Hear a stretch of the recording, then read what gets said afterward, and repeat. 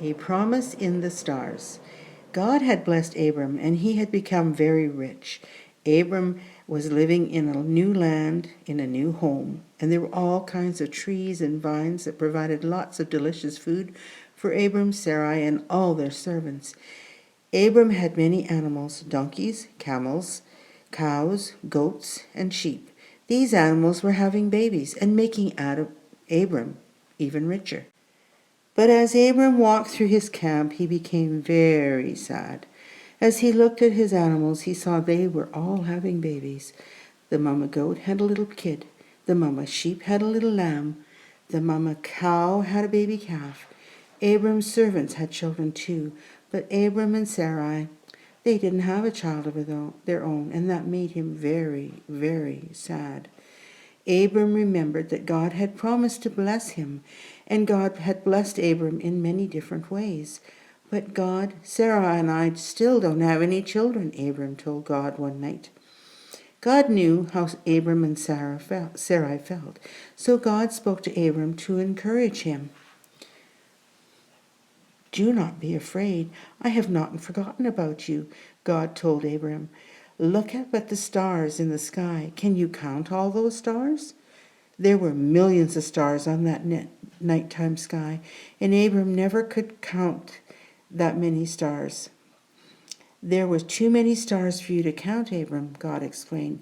Just like there are too many stars to count, someday you will have so many children, grandchildren, and great-grandchildren that you will never be able to count how many people are in your family.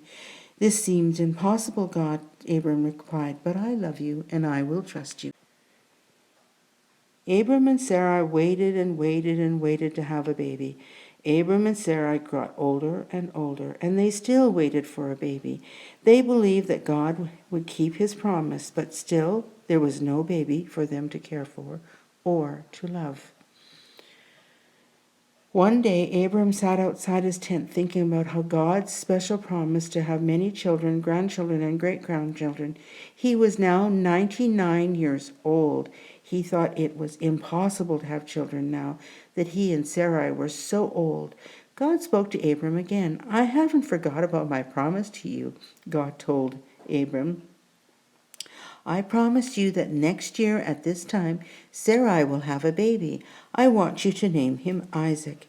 And from now on, your name will be Abraham, because you will be the father of many. And Sarai will be known as Sarah, because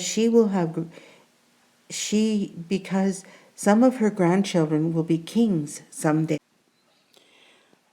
One day, Abraham was sitting outside his tent. Maybe he was wondering how God would keep his promise to Sarah and him to have children and grandchildren. But Abram sat there, and he suddenly realized there were 3 men standing near his tent. Come and rest in the shade with me, Abram offered. I will have my servants bring you some water to drink and fix some food for you to eat. Quickly, Sarah and the servants baked some bread. They filled pitchers with cool, fresh water, and they even roasted some meat to serve their guests.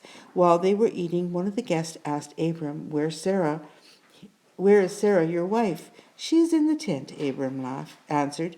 Then the guest said, And about this time next year, she will have a son. From inside the tent, Sarah heard what the guest had said. She laughed when she heard, That's funny. Abraham and I are too old to have a baby now. One of the guests asked Abraham, Why did Sarah laugh? Did she think it's impossible for her to have a baby? Remember, nothing is impossible for God to do. Abram and Sarah knew that the guests must be angels, or even God. Sarah and Abraham knew that God hadn't forgotten about them, and he would keep his promise to them.